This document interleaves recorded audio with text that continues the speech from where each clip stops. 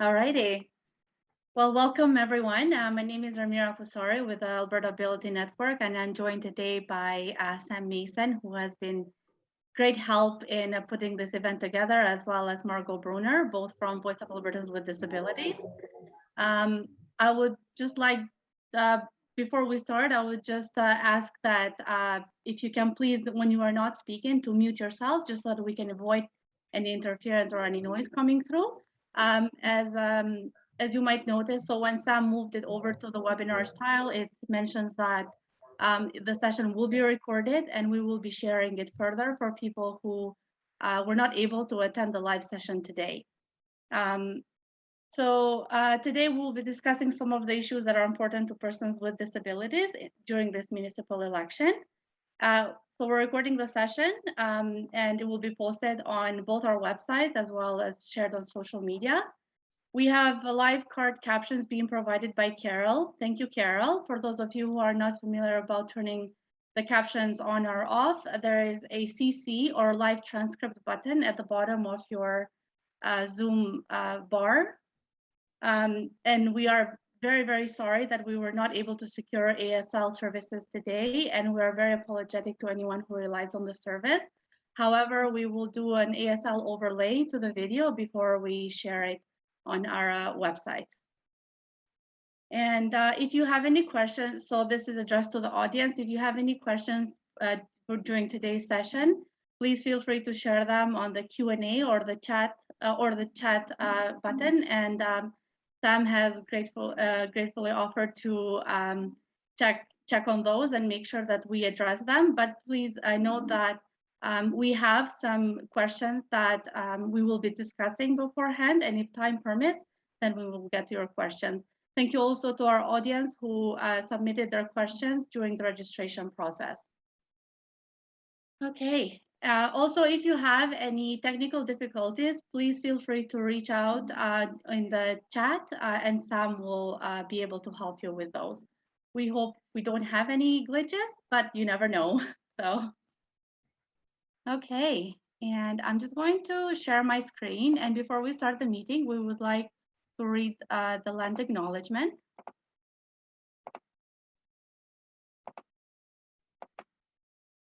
All righty. So, Alberta Ability Network gratefully acknowledges that what we call Alberta is a traditional and ancestral territories and gathering place for diverse Indigenous groups.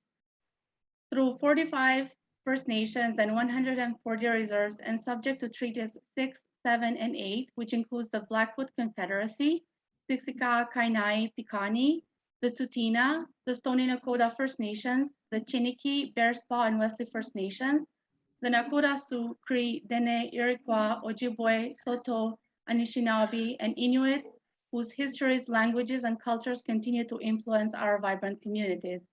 We acknowledge the many First Nations, Métis settlements, and the 6 regions of the Métis Nation of Alberta and Inuit who have lived in and cared for these lands for generations. We are grateful for the traditional knowledge keepers and elders who are still with us today and those who have gone before us. We make this acknowledgement as an act of reconciliation and gratitude to those whose territory we work, play, reside, or are visiting on. Okay, thank you. So today's event is being hosted by 2 provincial organizations, Alberta Ability Network and Voice of Albertans with Disabilities. And we wanted to address some of the questions and issues that persons with disabilities face in their everyday life and see what your platform has to address those issues. I'll just very briefly share a few sentences about what Alberta Ability Network is, as well as Voice of Persons with Disabilities. So Alberta Ability Network is a collaborative of stakeholders, people with lived experience and those who support them, health practitioners, community advocates, and government that strives to address systemic barriers facing persons with disabilities, strengthen the disability sector, and influence policy and decision-making. Voice of Albertans with Disabilities is committed to breaking down barriers which prevent society from seeing beyond our disabilities so that we are all included in all aspects of life. We'll take charge of the social, political, and economic decisions that affect our lives. We must be accountable for our actions. We must have choice in the services and supports we require. We acknowledge and accept the dignity of risk. In terms of accessibility, all buildings and facilities must be accessible. Transportation, information, and communication services must meet our diverse needs. And in terms of equity, we will be vigilant to ensure that our rights and freedoms are upheld. We claim our right to be equal while maintaining our individuality. Okay.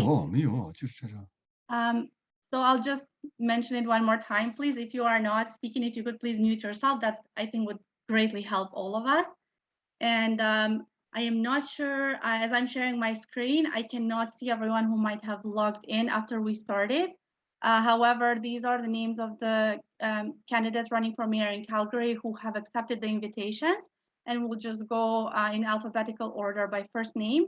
And if you could please share a little bit about yourselves, and because the agenda is so tight today, we ask that you please keep it under 1 minute. So we'll start with Grace Yan. No? Okay. Emile Gabriel, please. 1 minute.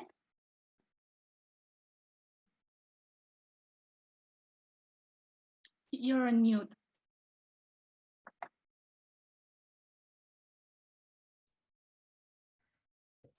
Well, hello, everybody. Thank you for the invitation. And I would like to start by saying that regarding the subject of today, I actually have my own personal experience with my mother. After she had her stroke, she had to use a wheelchair. And I spent more than 2 years actually helping her at Foothill Hospital here, also Rockview. Whenever she needed to go anywhere, she needed somebody to push her around.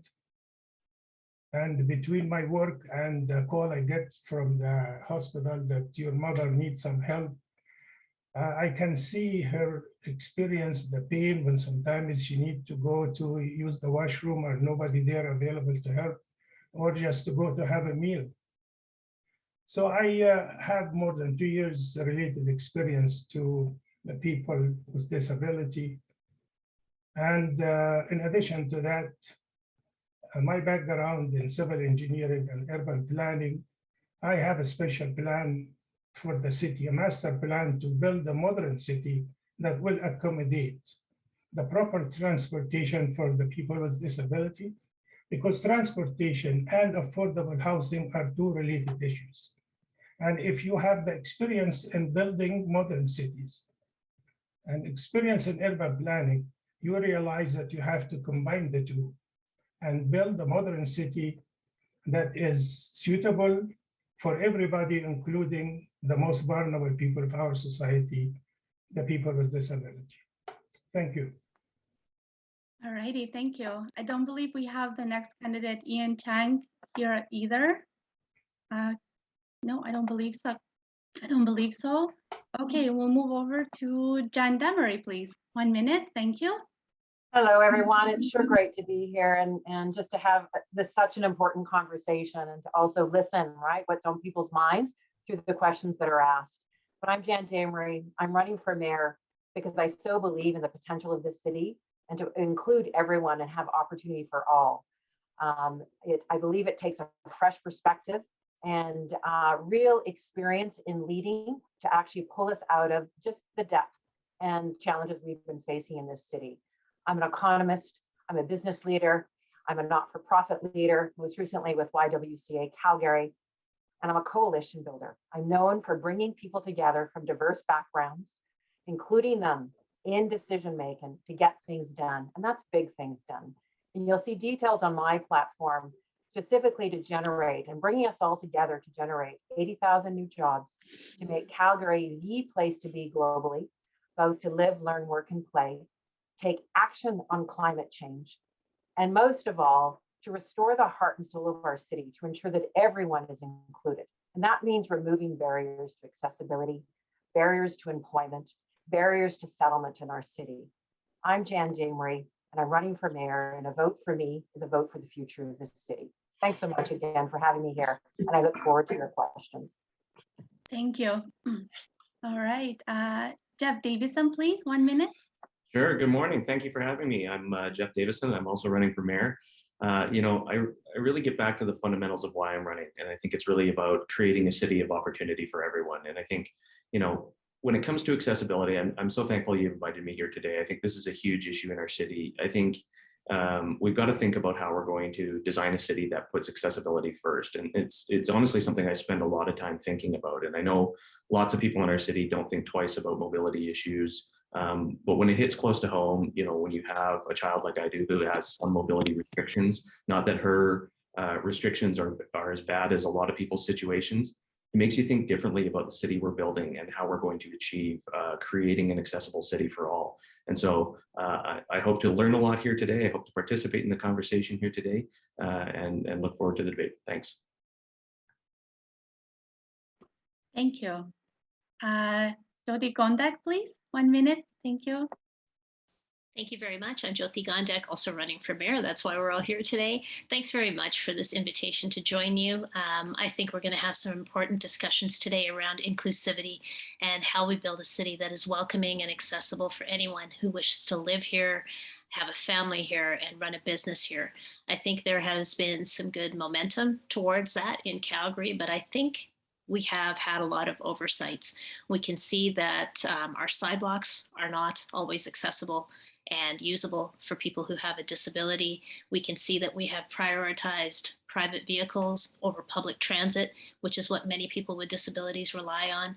And I think we started off with a good strategy to end poverty with the Enough for All plan, but I don't think we've achieved its full potential. And I think it's because we need to look at the whole life of an individual and really look at housing and transit and affordability as a complete system that needs to work for people with disabilities. So I'm just looking forward to hearing from the experts that are here and contributing to the conversation. Thank you. Thank you.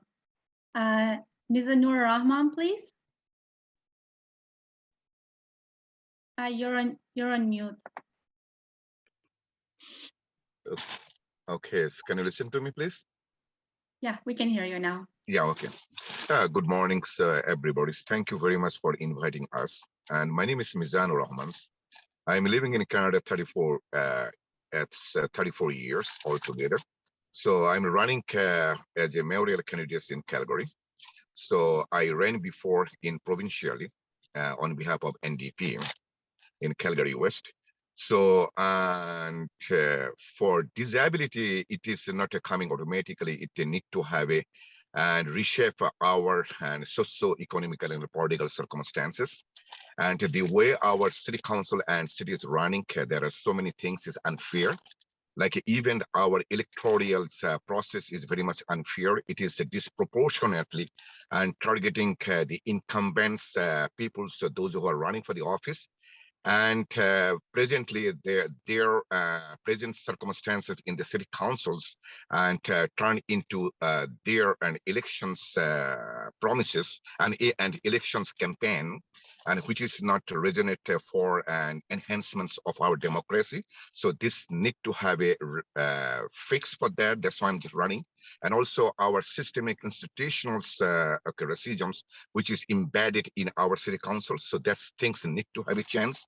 And also, if I become a mayor, I will promote our business and preserve our full-time job and strive our chance the number of council from 14 to 8. And I will bring the conservative fiscal management to follow our budget.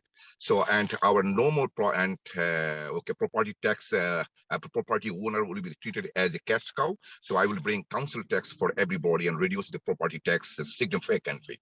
So that I will encourage to make the 2 terms for a mayor and the councillor. It's and I will defend the policymaker, not the police. So I will absolutely that brings the transparency to our democracy. And I will make a greater Calgary like greater Toronto, greater Montreal. So actually that I'm running not just to become a mayor. So I'm running to make you the mayor because we need to have a follow our social ethics. The way it is running right now is dysfunctional, our city council. So we need to make it that is called functional. So, and to all life matter. So human life does not have no race. Thank you very much. Thank you. Next, we'll move to Shaoli Wang. I really hope I'm pronouncing your name correctly.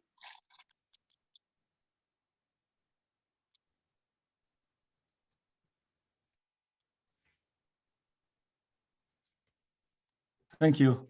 My name is Shaoli Wang. Okay, if you could please just provide a Yeah. brief introduction under 1 minute of Yeah, yourself. thank you. Thank you. Yeah.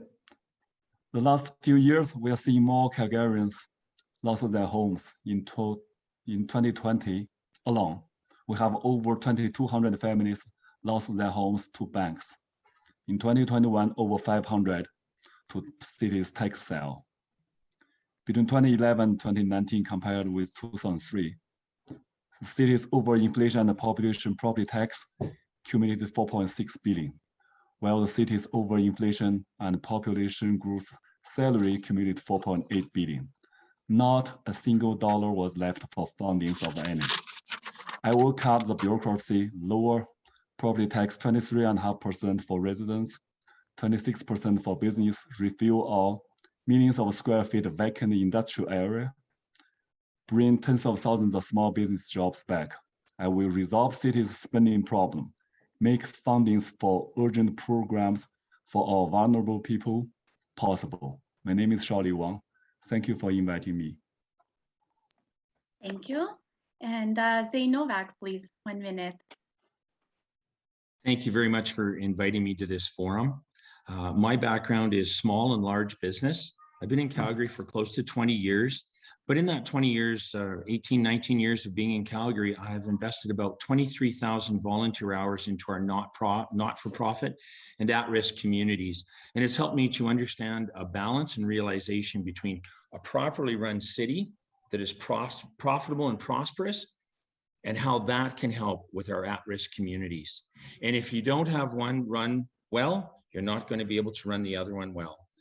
My last major role in the nonprofit sector was as chair of the board for the Kirby Center. And that's an organization that deals primarily with aging adults, senior citizens. And it is important that a city runs its programs in a way that those with disabilities, disadvantages, and limited access to everything from transportation to technologies are looked after. And in order to do this, we have to run and manage our city efficiently. Thank you for inviting me. I'm Zane Novak. Thank you to everyone for the introductions. And we will now move on to the questions, the 3 main questions as they relate to accessible and affordable housing, poverty reduction, and accessible and affordable transportation. And for any attendees that have joined us at a later time, please note that if time permits, then we will also address any questions that you have submitted during the registration process or that you might be asking today at on the chat. Okay, so if it's easier for everyone, what I'm going to do is I'm going to share my screen so we can look at the 3 questions that we'll be asking today. All righty. So the first question is on accessible and affordable housing. Many people today have expressed that there are gaps in the affordable housing, whether that be the disconnect of income from age and rental prices, or that there are very few places that are accessible and affordable. On that note, the question is, how would you incorporate accessibility and affordability for persons with disabilities into Calgary's broader housing strategy? And we will just go in the order in which you presented yourselves. So we will start with Emile, Gabriel. And please try to keep your answers at 2 minutes maximum, just because of the limit time that we have today. Thank you. Okay, well, just a brief background here. I didn't mention in the introduction or mention it quickly. I may be the only one here who has a background in city design, civil engineering, urban planning, also transportation. I worked for Alberta Transportation for more than 7 years. I also have a special degree in management from the University of Calgary. That's why I'm running, because I have the right qualification. Now, let's just touch on the fact first. The current council admitted in one of the meetings, because I did my homework, I studied the council. I'm the only candidate here who ran before. I ran in 2017. The commitment I made in 2017 are the same commitment I'm making now. The same council admitted that the planning of the city, they call it in one word, hodgepodge. The city is planned on the basis of hodgepodge. So as a person has the right background, I will present to the voters, our Calgarians, a master plan for modern city. Again, based on my background, I travel all over the world. I've been in more than 20 countries. I have seen the good cities, the bad cities, and the ugly cities. We have the opportunity here in Calgary, because we have the largest land per capita in North America, to build state-of-the-art modern city that can accommodate the needs for the vulnerable, the disabled. What differentiates me than other people is I do not have a donor. I do not have an interest group backing me. Therefore, I am the candidate who is running for all Calgarians. I will present to the voters and to Calgarians a master plan for a modern city with the ultimate efficient transportation. Let me reveal one thing of my plan here, because we kept these issues kind of secret since we have realized there a habit of candidates borrowing my ideas and later on making their own. I will be the champion for the fast train between Edmonton and Calgary, because that's going to help us to create a modern transportation, to help us with the environment when we take cars off the highway. And I will connect this modern design, including the fast train between Edmonton and Calgary, with a more efficient green line design. I will reveal that later, how the two are connected. This modern transportation is good for today, good for the future. And this modern transportation, beside affordable housing, because I will, part of my plan will designate certain area for affordable housing and adequate housing, adequate for people with disability. All this is going to be in my master plan that will be presented to the Calgarians to look at it as an alternative for the hodgepodge we have today. Thank you. Thank you. Okay, same question, Jen. Thanks so much. Always trouble to find the mute button when you were doing this.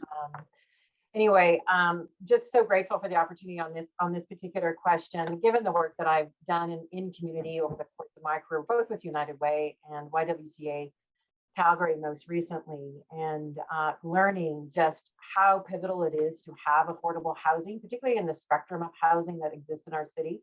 We do not do a great job for those that are incredibly vulnerable or people with all abilities to make sure that they actually have access to dignified housing. This includes both rental rates, in addition to having support services around this housing.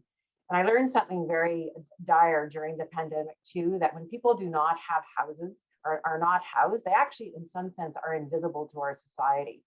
So this is something that is a key feature of my platform, making actually proposing to do very big investments in affordable housing, because we often talk about affordable housing in the context of mid to high income individuals in our city. And we're missing actually the challenges that we're facing. We do not have enough affordable housing and choices in housing that also ensure there are wraparound services, access to transit, and also access to employability. And so we have to look at all of this in terms of a system. And so we're also leaving a number of opportunities on the table in terms of both provincial and federal funding that is available to actually invest. And we at the city currently, because I've been on the side, we've been trying to apply for rapid housing investment in affordable housing, make it very difficult, particularly on not-for-profit agencies, trying to apply and build. So what I'm offering as solution in my platform and bringing all of us together, to shine a light on this, to ensure that we do have affordable housing at scale. And how are we building new units? Like I'm talking thousands of units, there's a huge deficit. In addition, providing this incentives and ease in which we can actually activate this by using funding that is accessible by other partners, government partners. And that means actually having great relationships. So thanks very much. So critical. Thank you. Jeff Davison? Yeah, thanks. I think, lots of good chat about affordable housing. I think we can all agree that affordable housing in our city is at a crisis point. And I think the provincial government has continued to pickpocket the city and refuses to assume responsibility of their portion of units. These units have been drastically underfunded. I mean, I spend a lot of time with a Syrian family. Both are Paralympians. They have a Paralympic friend who lives with them. They have 2 sons. One of their sons has Down syndrome. And when you talk to a lot of them, it's about, they just want opportunity that everybody else has. And they want their living situation to be good. They want to be in a safe community with good access to schools. They need good access to transit and grocery. But we don't concentrate affordable housing in areas where access to opportunity is there. And that's key. And so I think, ultimately, when we look at the affordable housing situation in our city, it's failed people with disabilities. These folks do not live in a place that they had to make a choice to be in a good neighborhood because that's where they want to be, but they didn't have the choice to get into an accessible form of housing. And so it's very difficult for them to get in and around their own house. I look to some of our colleagues, Councillor Farkas, who's been on this file for a number of years with respect to affordable housing, and he's done nothing to fix the problem or build a relationship with the provincial or federal governments to help us solve this problem. And so, we're now at a point where we need to incorporate and try to work with the private sector to put 15% off-market housing into a lot of the new units we're building, and continue to invest in programs that address the life cycle components if we're going to make a dent in where we're at with affordable housing today. Thank you. Jyoti Gondek, please. Thank you very much. I had the privilege of working with the Community Housing Affordability Collective back in 2015 and 16, and it looked at the spectrum of housing options that are available and where the gaps are in Calgary. And clearly accessible housing was one of the biggest gaps where we need to focus a lot of attention. And it needs to be done both on the market and non-market side, because what we uncovered is that if people who could be in a market situation are occupying units that they don't necessarily need to be in because they're only on the subsidized side of the market, we're creating problems for people that actually need access to those subsidized units. So I think what we need to do is be smarter and more intentional about how we're building homes that everyone can access. Winnipeg did a pilot project that we can learn from. They created a community where they wanted 10% of their housing to be accessible to any visitor. And in the end, they ended up coming up with 60% of housing being that way because people realized they could age in place by building homes like this. So I think we just need to show people that accessible means accessible for all. It doesn't need to be a focus on disability alone.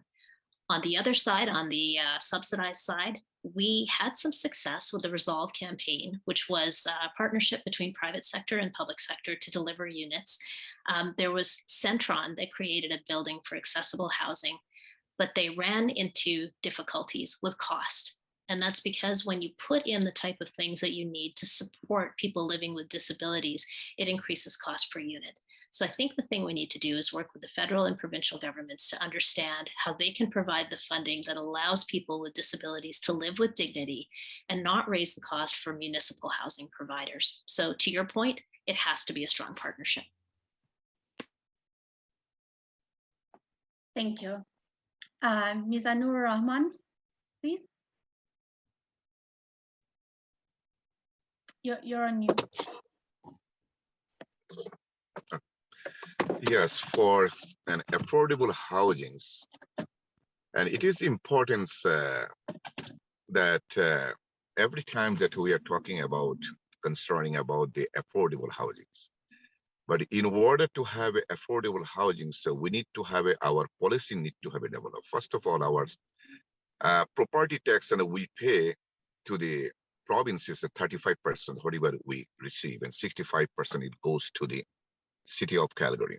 So concern is we need to have a more power and more political participations in provincially and federally in order to have more money to come to our city or they, to take part of their decisions in order to build more houses, and especially for low income senior, those who are living in subsidized housings, they are very much a deplorable circumstances, and also all of the affordable capability. It need to have a person's income and as well as socio-economical and political circumstances too. So when our social ethics works very good, at the times that our affordability is going to work very good too. When our social ethics, it does not work, that means at that time, obviously, that we have an affordability questions too. So at the end of my conversations of my speech, I could say that we need to have a more policy modify in our city in order to have a more power in federally and provincially for enhancements the capability of to live the well-beings for the people, those who are disability and living in a low-income houses. Thank you. Charlie Wang, please. Yes. Affordable housing is a rising issue in every level of government and every level of elections. Well, the city is responsible to our land use and has the authority to make rules and bylaws to ensure accessible housing to disabled and our seniors. I will work with councils and Alberta Ability Network and Voice of Albertas with Disabilities directly to address this issue. The reason is your findings are now fully accepted. The cost of making new construction accessible from the outside is marginal compared to performing accessibility renovations after housing has already been built. And what I'm gonna do after fixing cities' spending problem, I make fundings for all those essential services possible. One is initiate a seniors property tax credit of $20,000 property value, as I don't believe our seniors are liable to their grandkids, great-grandkids education tax. I will drop transit parking fee by 20%, add washrooms to LRT station as our LRT lines goes longer. Halt tax sale for 2022 and 2023, work with families to survive this dual crisis. Bring 3,000 homeless Calgarians back home. Thank you. Thank you. And Zane Novak, please. Thank you very much. Yes, Calgary has failed. City administration, city council has failed repeatedly on this file. We know that in Calgary, there's only 3.6% of accommodations available that would fall into the low cost or subsidized housing. National average is 6%, Edmonton is 6%, and our need in Calgary is 11%. And in fact, under this last administration, we've even gone down more. We are losing ground instead of gaining ground. This is a testimony about the way City Hall and city administration and our city property is being managed.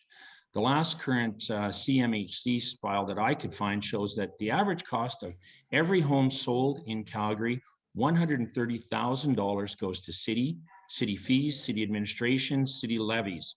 How can we have affordable housing when the city takes $130,000 off the sale price of every home? We need to readjust this, we need to reevaluate this, and we certainly need to work better with our stakeholders, such as the provincial and federal government. Why does Edmonton have 6% of their housing is affordable and we have 3.6? That's a poor job by our city leaders. Number two, we need to make sure that we're working on all new developments to be sure that there's at least 10 to 12% of those new permits given to a development that is accessible, both from a viewpoint of disability accessible, physically accessible, but also financially accessible, so that we start to gain ground rather than what our City Hall has been doing in the last several years, losing ground for affordable housing. This is done through partnerships. It's done through partnerships with federal, provincial governments, but it's also done with partnerships with our developers. I know for a fact in the past that developers have come forward wanting to do this and have been rejected by City Hall. We need to start being collaborative approachable and work together to make this a win for low-cost housing. Thank you very much. Thank you. Thanks to everyone for your responses on the first question. We will move on to the second question. I'm going to briefly share my screen again. Okay. Here we go. Okay, so we know that people with disabilities are more likely to live in poverty than those who do not have a disability. The question is, how will you work to alleviate poverty for persons with disabilities specifically? Again, we'll go in the same order, starting with Emile, Gabriel, please. And again, just a friendly reminder, please keep your responses to under 2 minutes. Thank you. Well, thank you for the question. I just want to mention something here that can connect the subjects. I think everybody speaking here is overlooked something very fundamental here. To just simplify the point, think of it this way. A family has a beautiful car driving. So the car is Calgary, the family is the Calgarians. And then all of a sudden the engine starts smoking. And then the car stopped. But some member of the family is saying the tires are flat. Should we start putting air in the tire? That's exactly what the people speaking here tonight. We have a broken system. I already described it by the words said by the council themselves, that is a hodgepodge planning of the city. So how could you work with a broken system and expect good results? Everybody here is saying what you're going to do with a broken system. You have to fix the broken system first. I think Mr. Novak is the one who touched on this point.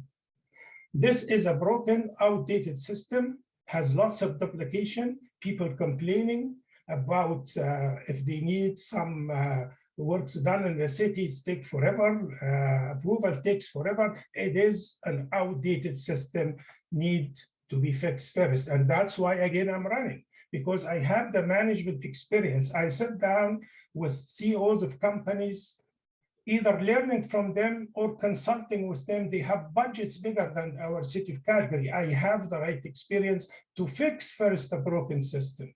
When we fix the broken system and eliminate duplication, we eliminate the waste, the amount of waste that we experience all these years, then we will have enough money and a workable system that help us to deal with issues like poverty.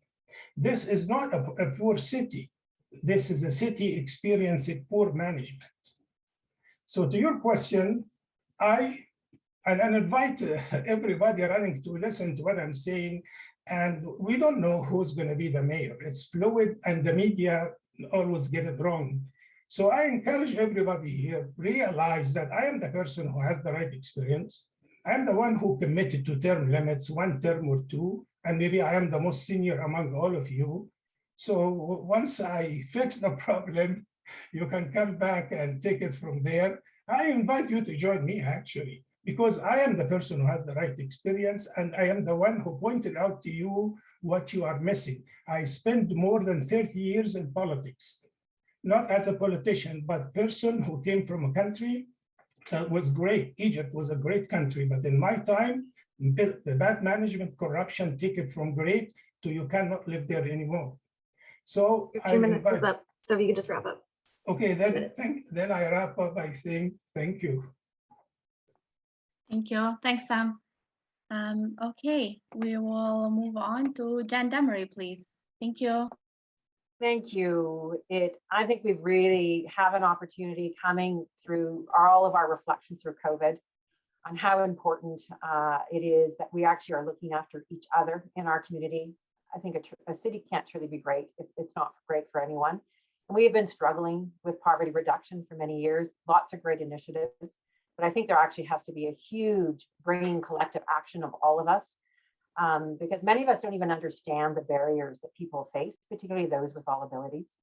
I think we've got to do better in terms of inclusive decision-making. Are we actually listening to the people that are facing, understanding those barriers? And something I've learned over the course of both my local and international work experience is removing barriers to employment is key. Economic empowerment provides dignity and options for people. And we have a great opportunity as we sort of create the city of the future in Calgary. It's one of the reasons I'm championing increasing and scaling our tech and digital grads in the city, because it actually allows for everyone and the inclusion of all people with all abilities in our modern workforce. And economic empowerment gives people options, and it's about housing and transportation, and it's the full cycle. And so we have seen in this current council cuts to critical things that contribute to quality of life, particularly those that have challenges around CT transit in 2019. We've seen at the provincial level de-indexing of AISH. And all of these things are coming to terms in our society with living wages. And this is something I'm incredibly proud of, the work that I've done at YWCA in being a living wage organization, and even in pulling together this small organization to run a mayoralty campaign. All of my staff are paid living wages. This is something I fundamentally believe in. And as an economist, this actually pays it forward for all of us, because we actually save on the back end in terms of additional services. People actually have the independence and autonomy to earn living and to create the lives that they want. So this is the belief and the vision that I'm offering as mayor. Thanks so much. Thank you. Jeff Davison, thank you. Yeah, thank you. I think we really have to work with individuals and families and communities to reduce poverty. I mean, I think that's where the focus has to be. I think we need access to basic income, which is essential to maintaining cost of living. We've got to maintain and scale up the fair entry program, which supports people with access to transit, because that's not just accessing transit, it's access to opportunity. Food security is a major factor in reducing poverty. I was actually up at the community kitchen program this morning. I mean, in 2020, they served almost 274,000 clients. That's over 10% of Calgarians who needed help with food security. It's the access to the basics that we forget. You know, we talk about grand scale plans, but it's a roof over your head, it's food in your stomach, it's security, it's having access to showers and washing machines. It all comes down to all of the basics, but it also comes down to sustainable funding of these programs, and programs that ultimately focus on the dignity for all. And so I think we have to continue to think about how we offer relevant, accessible, and timely services that support the needs of our citizens. And we have to be a city that supports all citizens, because we all deserve opportunity. And so that's really what I'm focused on. Thank you. Jyoti Gondek, thank you. Thanks very much. I think one of the points that you mentioned in the material that you shared with us are the attitudinal barriers that go along with the physical barriers. And so there's sometimes this tendency to think that somebody with a disability could not meaningfully contribute in the labor force. And that's a barrier that needs to be overcome. And I think if we have learned anything during this pandemic, it's that there are many different ways to work. There are many different ways to engage people to provide their fullest potential. So I hope we can look at labor force participation differently when it comes to people with disabilities. I also think it's really important to hold other orders of government responsible for the commitments they have made. It was particularly troubling a couple of years ago when there was cuts to FCSS funding, and there was proposed cuts to programs that would help people with disabilities in the name of civil society. And that's really just sort of code for saying the private sector should pick up the costs of things that government should be delivering. Governments have accountability to citizens. We are not private corporations. So I think it's incredibly important to make sure our partners understand how much we have to invest to make sure that everyone can live with dignity and have a meaningful place in society.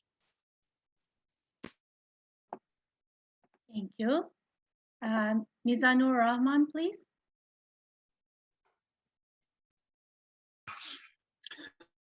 Okay, so can you repeat the question, exactly the question, please? Hello? Yes, I'll read it again. How will you work to alleviate poverty for persons with disabilities specifically? Okay, thank you. Yeah, first of all, to alleviate the poverty, and it need to have a political theory. First of all, when our city councils and city is a non-partisan organizations, but even every individual persons who camouflage their political ideology, which is not democratically resonates in our institutions.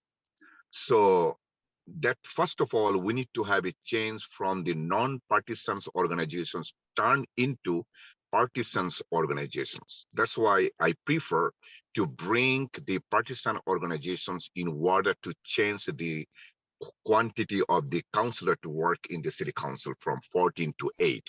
Then they can go back to their constituency, their riding, in order to have a more engagements. And instead of sitting in the city councils and spending the whole day and drinking the Tim Horton coffee. And secondly, is because first of all, when our wealth is disproportionately distributed to a very slim portions of the population, which I could say that 1% of the population in the world, they control the 90% of our wealth. So at that times, to elevate the poverty, we need to have a political ideology to implement. So when Alberta, and especially Calgary, is the highest and that income disparity in Canada, so we need to have it change it in political way. So that's why I would like to have it turn our city council, our city halls into political circumstances, not to have a non-partisan organizations. So for the disability peoples, for their and poverty alleviations, it is connected with the political ideology. So that means we need to have a change, and we need to have a that is called, I give you one example to you, because city council, how they are dysfunctional in our distributions for our wealth. First of all, when they invited the Uber, the transportations and company, and to work here, every dollar the Calgarian they pay, the 50 cents is going out from Canada. And they depress and oppress our local company, the cab company, in order to make one person richer and richer. So that means our wealth is disproportionately and targeted to give just a very few percentage of the populations in our city and in our world. So we need to have it changed. So since I'm— That's just your 2 minutes, so if you can wrap up. Yes, okay, thank you very much. Since I am into politics for 40 years in my life, with my experience, I believe that if I am becoming mayor, then I will change it and I will make you the mayor. Thank you.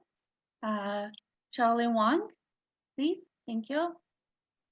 Yes. Yeah, I feel our issue is still the budget. 2019 versus 2003, the inflation was 32%, but our city's per capita municipal residential property tax increased 129%. That's over 4 times our inflation. And that is what you feel about the tax hike. Well, all the overtaxation paid off to cities over increased salary. And as I said, there's nothing left. Versus 2003, 2011 to 2019, municipal overinflation and population property tax cumulated 4.6 billion, while cities overinflation and salary and the population growth salary increase cumulated 4.8 billion.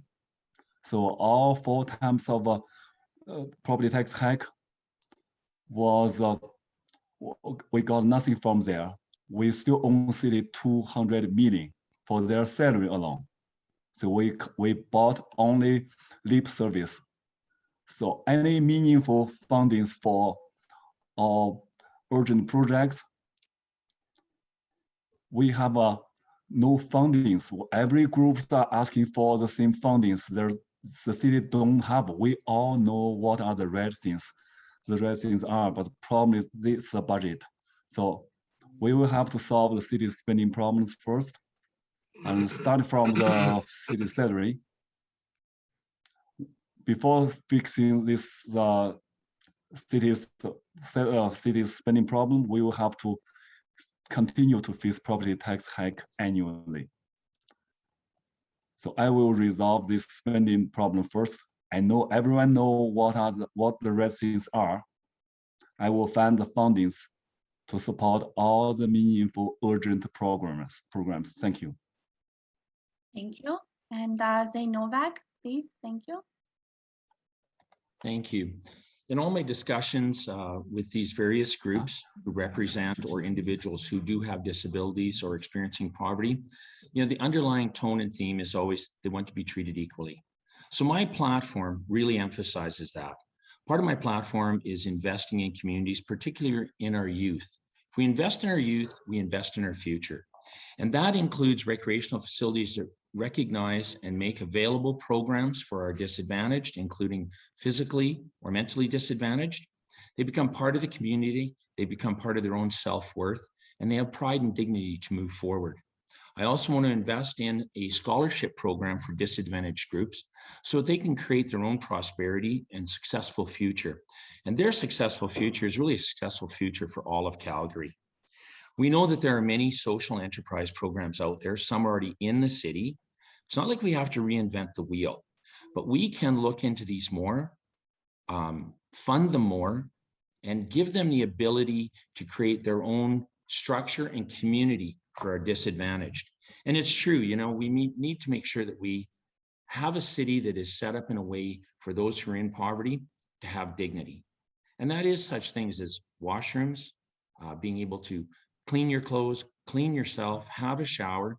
If we do not invest in these things and actually break cycles, we will never move forward. A lot of our urban planning in this city is concentrated a lot of our individuals who have the lowest income, homelessness, our street people, all in one area.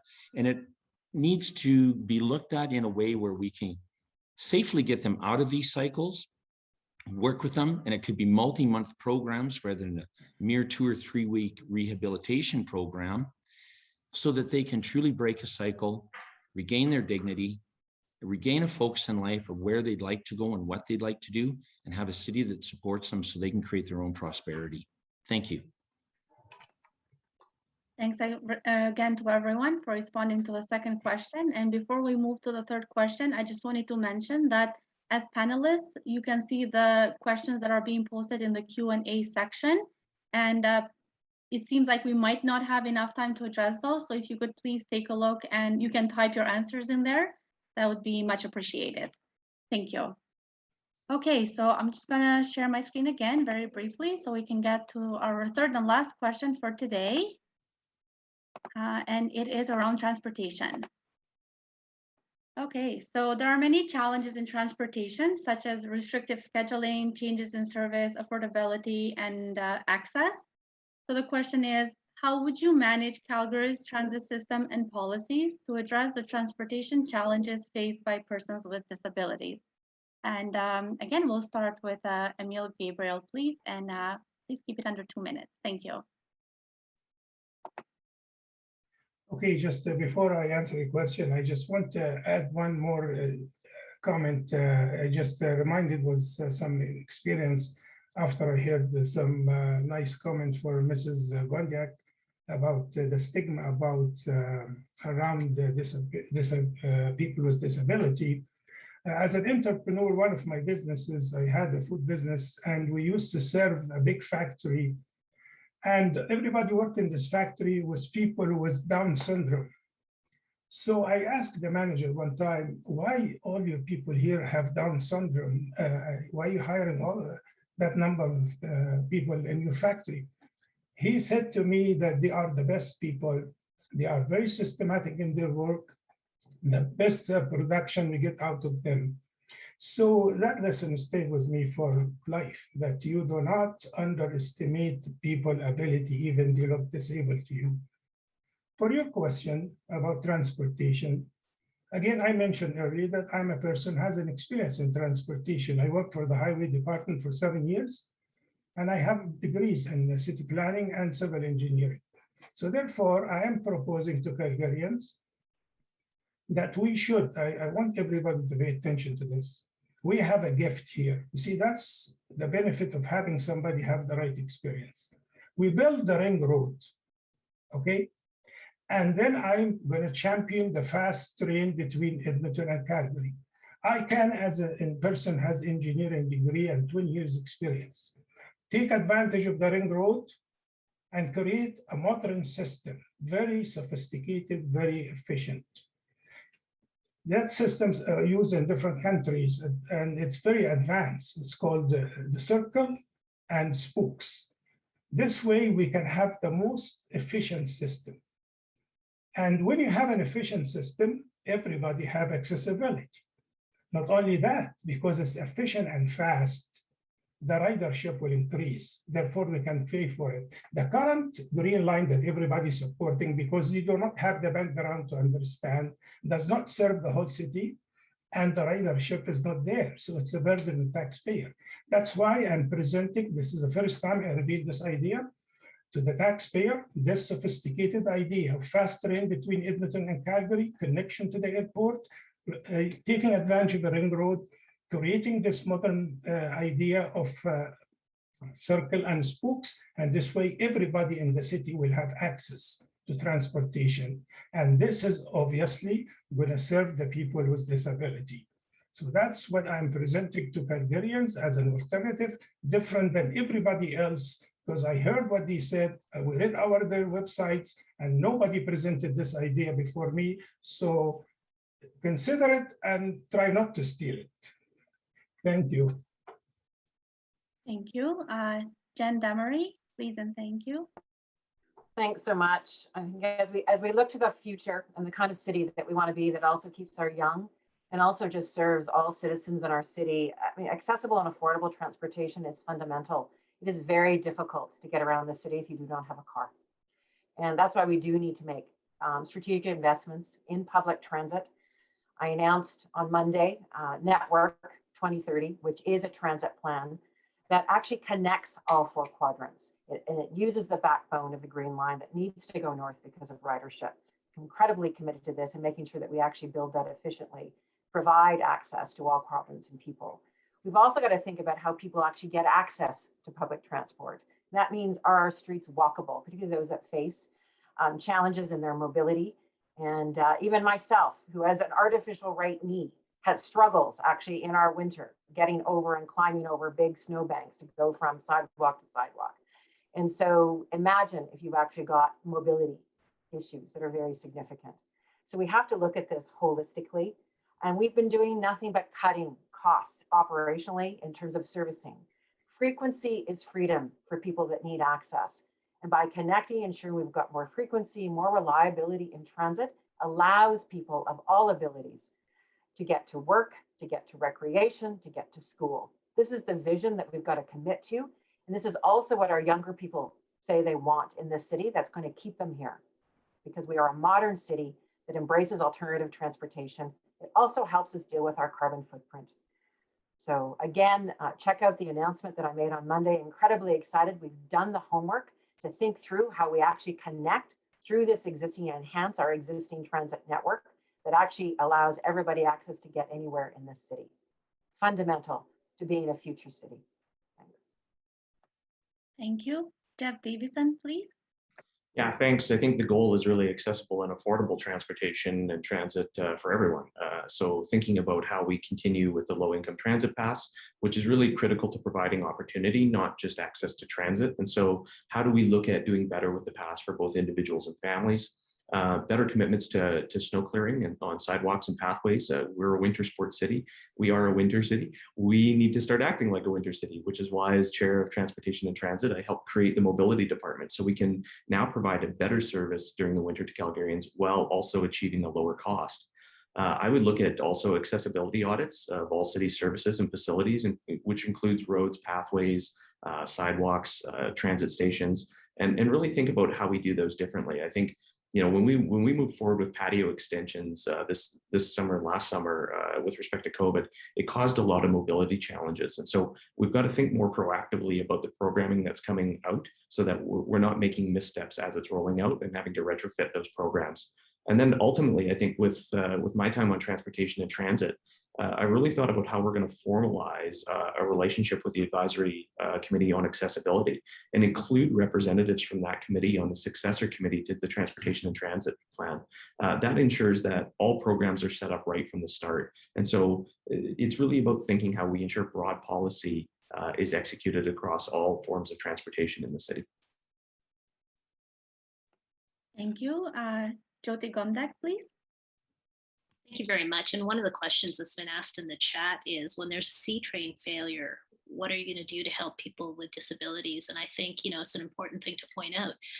The shuttles that we're sending to pick people up when that kind of a situation happens are probably not ideal for people with disabilities. So we've got an accessibility issue there. And if we are not listening to people with lived experience, we're not going to be able to improve our service. So I appreciate that question being posed, and we'll go back now and make sure that we do better. We need to make sure that we're providing people with the training that they need when they're delivering a service like Calgary Transit Access, or when we're partnering with the taxi companies in our city. We have heard from people with disabilities that they are often not treated with the dignity that they deserve. It is absolutely terrible that we would be putting people into the back of a van in an undignified manner, rather than understanding that they are reliant and dependent on this form of transportation, and they deserve as much respect as any other rider. We have heard from people that the sliding scale is incredibly important to be able to access transit services. So we have to make sure that we stay true to that. And we've created this, it's called 5A, which stands for Always Available for All Ages and Abilities Network, that we're trying to deliver throughout the city. It's basically making sure that we have pathways for people to have mobility options of all types. Other people have mentioned that we have become a very automobile-centric city. We need to make sure that people can get around in other ways as well. That's why our roads need to be treated like mobility corridors instead of just places for vehicles. So there's a lot of work that can be done moving forward. We just have to stay true to listening to people that are talking about accessibility issues. Thank you. Mizanur Rahman, please.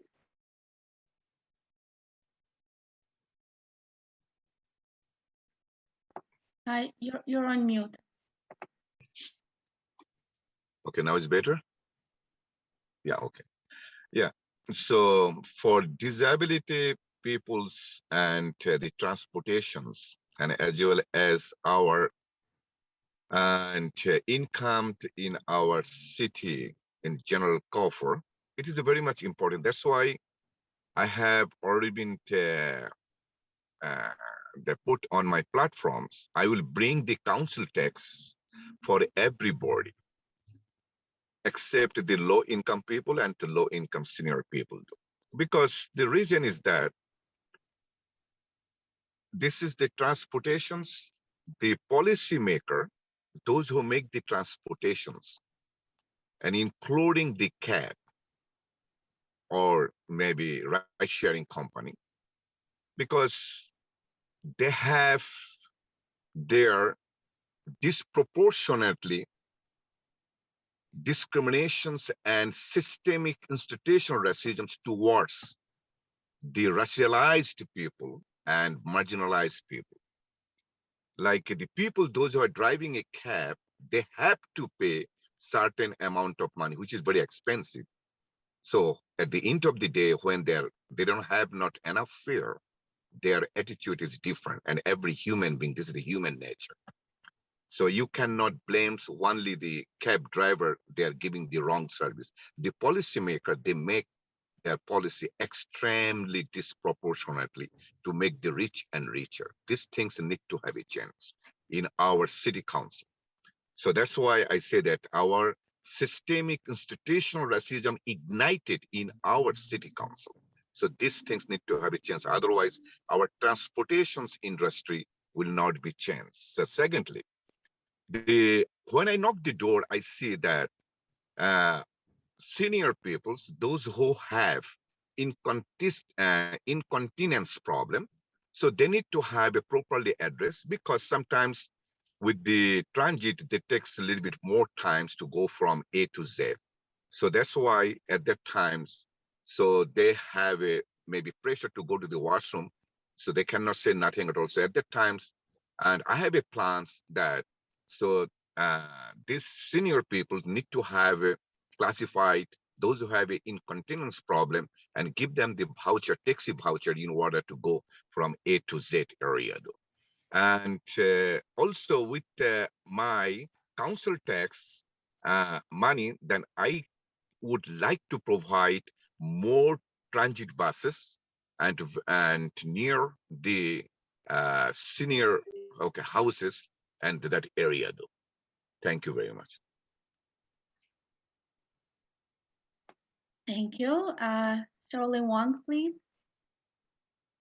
I have one issue to address here. We all know our city were pushing for green line very hard for the last few years. This regard, we were in years-long economic slowdown, plus by a once-in-a-century global pandemic. But the last few years, we saw about 10 bus routes were suspended. That is not the way to do business or service. You cut the bus services, you push for the green line. It's contradictory. And also, buses are more accessible to people with disabilities, more accessible than our transit. For LRT stations, especially in winter, the ramps pose an extra challenge to people with disabilities. I heard that complaint a lot of time. I didn't see any sign of the city dealing with that or any motion about addressing those issues. And snow shoveling poses a challenge to every people, every of Calgarians in winters, couple times every winter. But the city was not addressing that issue yet. We are paying 4 times of inflation property tax, but we didn't see our service changed better. And we only see the weekly garbage collecting turn to bi-weekly. So with that kind of service card, the city deserves no credits. So we have to solve city's spending problem first, before addressing those issues. So some of the issues are kind of inhuman because we know that issue was there. We know people with disability was facing those challenges for a long time, but we were seeing that going worse, knowingly seeing that going worse. And we promised people for long future. That is not right. So I will address the city's spending issue first, make all those fundings for all those essential services possible. Thank you.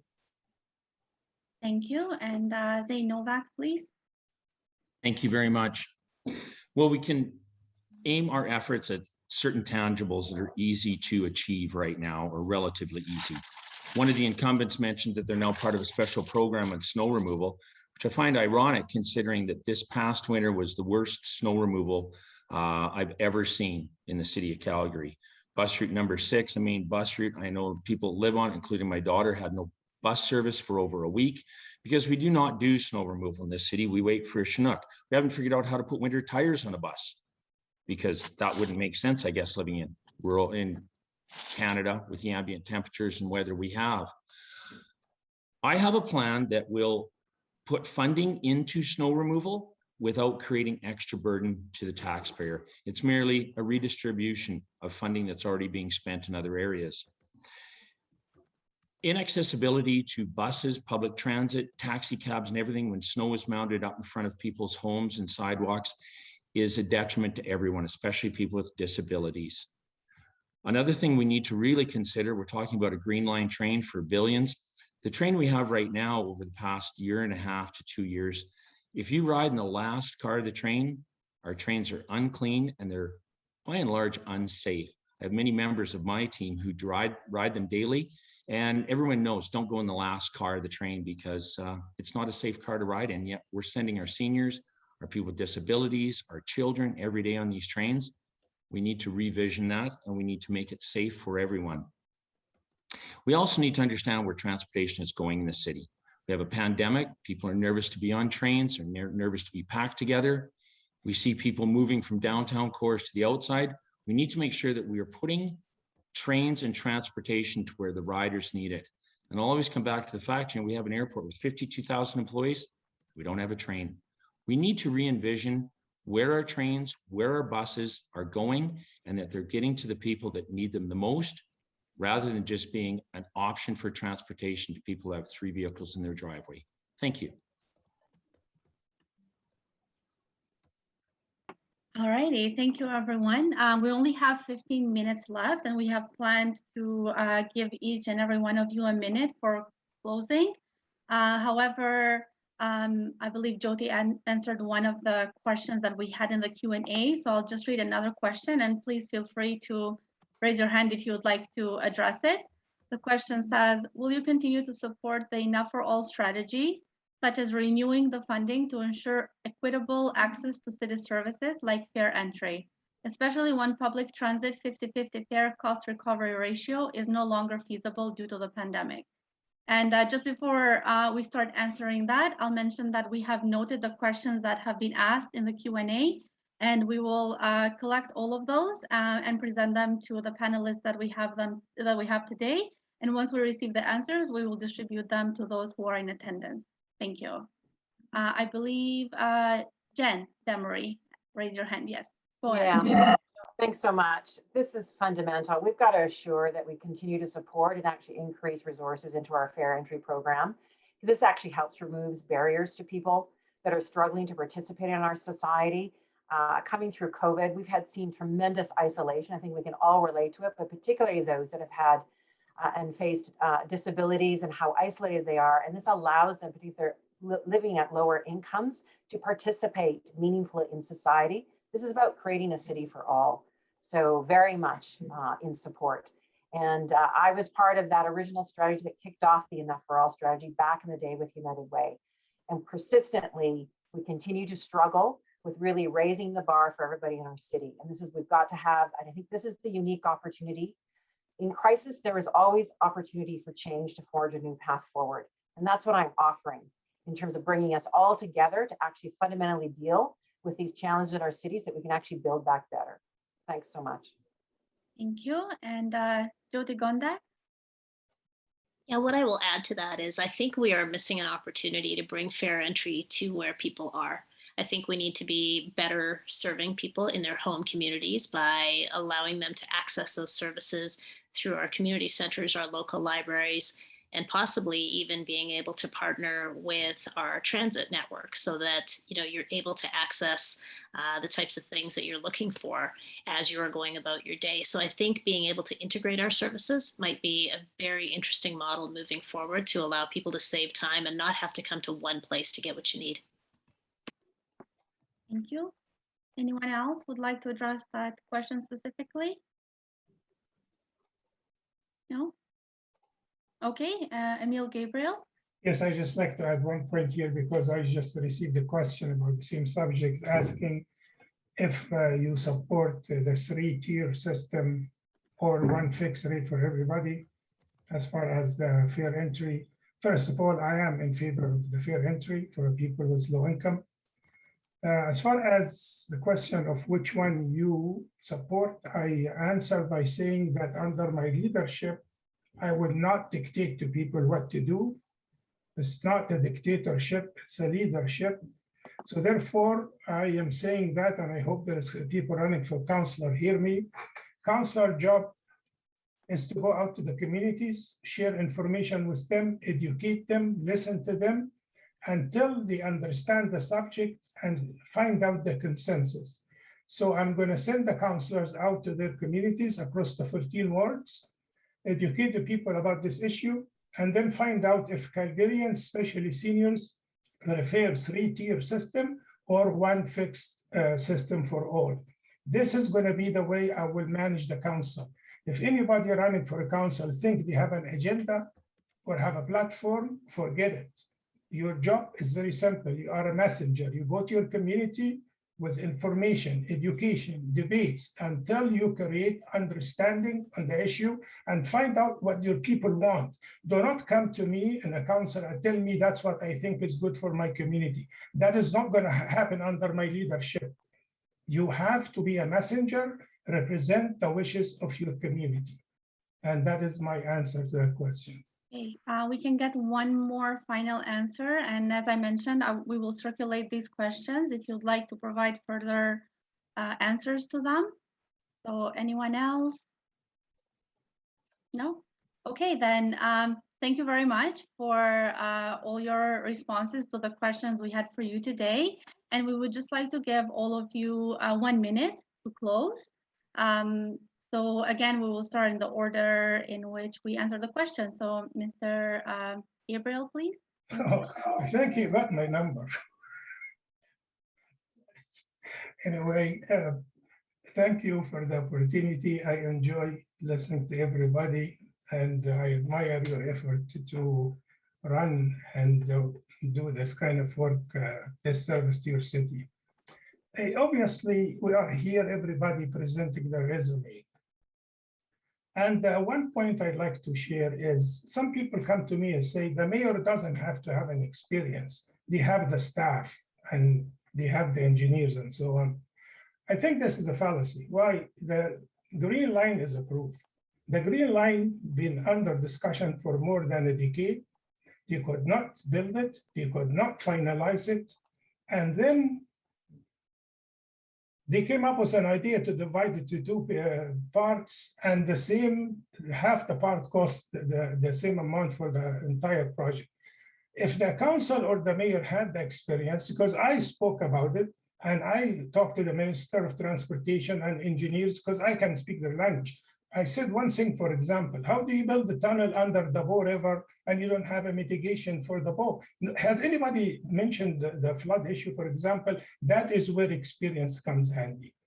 That's why you need at this conjunction a mayor with experience on the subject concern the city. So in conclusion, I would like to say part of my resume, I'm the only candidate here committed to three things. The first thing I already shared about how I'm going to run the council was different than anybody else, because everybody here coming to say that they have a magic wand to make them work together. No, I'm not going to make them work together. I'm going to send them to work for the communities and represent the wishes of the people. The second thing I differ than everybody, I am the one who committed to term limits, 2 terms. I committed to it when I ran in 2017. I always committed to term limits because that's a proof to the voters that I am running to serve, not to make a career. Because after 2 years, how are you going to survive? That is my proof that I have a plan to survive. That's why I'm committed to term limits. The last thing I'm committed to, and it surprised me that nobody running for a mayor has committed to this, people are suffering. People lost their job. If you want to lead by example, and we're looking here for 15 people out of 1.5 million live in Calgary, 15 people only, they have to be special and different. I'm committed to take a cut in my salary, significant cut, 35%. There is nobody here willing to show sincerity and take a cut. And you want to receive a salary equal to $250,000, a salary that none of those people have ever seen it, guaranteed salary for 4 years, and they still think they're entitled for it. Why they are entitled to that salary if you never had it before? Secondly, where is the leadership by example? Prove to me Gabriel, that you need to wrap up because we don't have enough time. Thank you. I have a way to wrap up, which is thank you, okay, thank everybody. You. Thank you. Okay, Jen Damery, please, 1 minute. Yeah. Thank you so much for everyone. Thanks for my fellow candidates for being here, but also to our organizers for bringing us together to shine the light on this incredibly important issue in terms of how we include everyone in our recovery. I think true leadership is truly defined in crisis. It's about mobilizing collective action. It's not about words, it's not about pointing fingers, it's about having that ability. This is what I think is the role of mayor, to bring people together. And you know, we've seen a lot of talk in the last 24 hours that this is a 2-person race of existing councillors. It is way too early to call it right now. And we're at a time and a juncture in our city about really building for the future. We need a fresh perspective. We need actually experienced leadership that can bring people together to pull us out of this. That's what I'm offering. And I really am offering right now that I vote for Jan Damery as a vote for the future of the city. So thanks very much. And I'm just really thrilled to be here. Thank you. Jeff Davison, please. Well, thanks so much for having me, and thanks very much for putting this on. I mean, unequivocally, I support the Enough for All strategy and believe in investing proactively in outcomes. And the outcome for everyone is a more inclusive city that is thriving, vibrant, and affordable for everyone. I would say this is an important election. Past behavior is the most reliable predictor of future behavior. And if you believe that as I do, then I should be your next mayor. I think complex problems require complex solutions. And any of the opponents here that try to dumb that down do a complete disservice to all Calgarians. I've worked with the experts. I have the plan. It's time to get to work.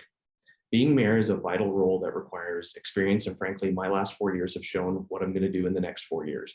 And as your mayor, I'm going to help this city grow to over 2 million residents. And it's made possible because of where we live, because of who we're able to attract to this increasingly vibrant city. It's possible because of our history of innovators, and of course, because Calgarians continue to make this place an affordable place to live, work, play, and learn. It'll take leadership like I've shown in the last 4 years, and it's going to take a lot of saying yes. But it's time to stop writing off Calgary's future. It's time to stop assuming our future is already written for us. As a lifelong Calgarian, I can tell you this, the comeback of our lifetime starts now. Thanks very much for having me. I'm Jeff Davison. Thank you. Jyoti Gondek, please. Well, I want to thank the Alberta Ability Network and Voice of Albertans with Disabilities for inviting us together today. It's always important to hear what the big questions are and what the issues are that you would like to see us address. I appreciate that you gave us an opportunity to come together and not only provide you with our thoughts, but to actually engage in some dialogue. And I think if we are making that commitment to be an inclusive city for all, we have to make sure that it is an accessible city for all. And I agree, the past actions do determine future behavior. It's been an absolute privilege to serve on city committees that looked at accessibility. It was an honor to serve on housing committees. This has been work that I have done for many years, and I continue in that vein of public service. Thank you. Thank you. Mizanur Rahman, 1 minute, please. Okay, can you listen to me? Yeah. Yeah, we can hear you. Yeah, thank you very much. Okay, thank you very much for giving this kind of opportunity and to speak about the disability concerns. The first of all, that we are living in a democracy and we are in the first world country.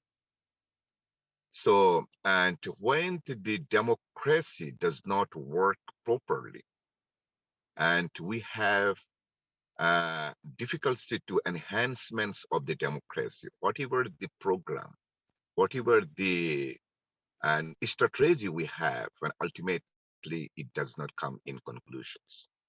So in order to do that, for example, first of all, if I am elected, as I told before, that I will make you the mayor, that means we need to have a change our electoral process to come to sit in the public office. Otherwise, because right now the electoral process disproportionately targeted to the only incumbents to come to the power, and other candidates like mayoral candidate or councillor, so they don't have not the same level field playing. So when the democracy does not work with our electoral process, whatever the output come in the market, it will not be fruitful for our socio-economical and political circumstances. So that's why our politicians don't need to have a treat as a career politicians. We are here as a messenger, and we have to have and more engage in the community, in the riding, in the constituency, not in sitting on the band that is called in our city council most of the time. So that's why I strive for 2 terms for the mayor and for the councillor, because since we are living in Westminster democracy, that means we have to make sure that we can do that for the 2 terms and for the mayor and for the councillor. And secondly, that Let's just be 2 minutes. So I need you to wrap up. Okay, thank you very much. And secondly, that because we need to have our money, so that money, it comes from our councillor, and as well as we don't need to have make our society divisive. That's why my philosophy is all life matter. So human life does not have no race. So thank you very much for giving this kind of opportunity to render my presence in this society, though. Thank you. Thank you. Shaoli Wang, please, 1 minute.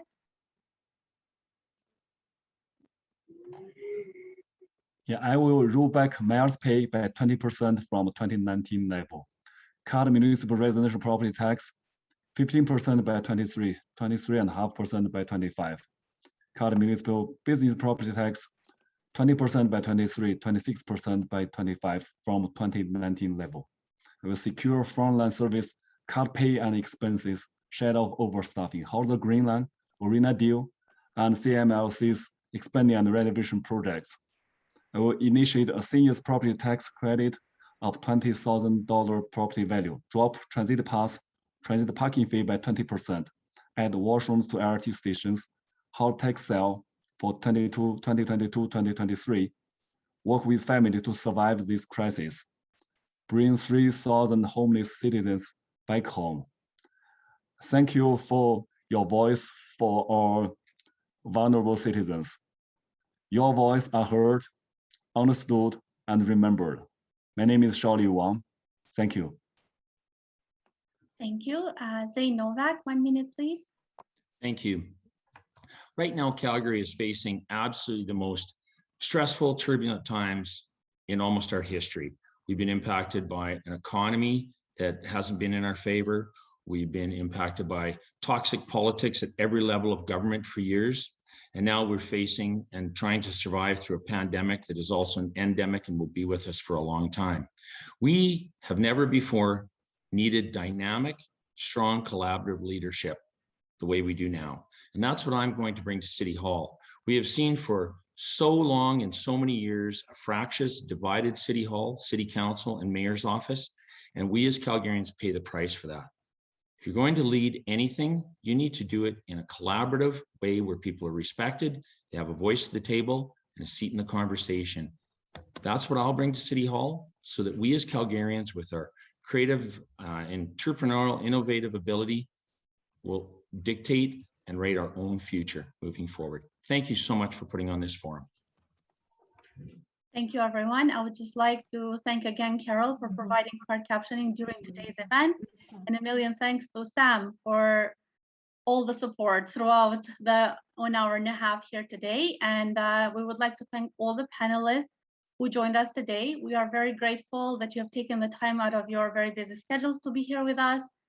We believe that Calgary can be a truly welcoming, inclusive, and accessible city for all. And you being here today indicates your commitment to all the citizens of Calgary. So again, thank you to all of you for joining us, as well as to all of those who joined as attendees.